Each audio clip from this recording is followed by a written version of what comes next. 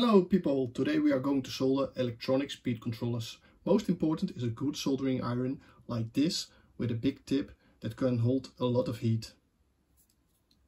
After heating up your soldering iron to 360 degrees, I like to pre-tin all my wires and already solder the connectors. Now you are ready to solder the wires to the PCB of the electronic speed controller.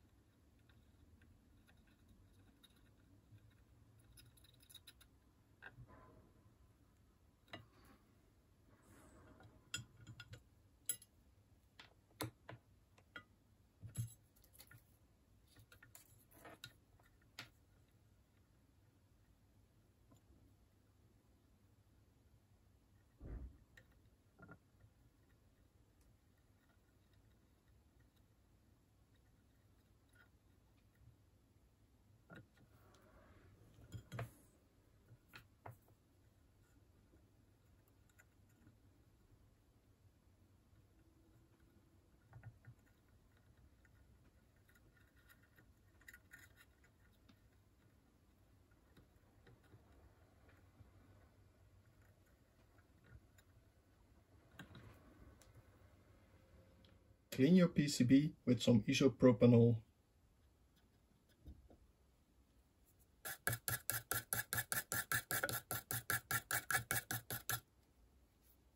After cleaning up, you should have nice and shiny solder joints.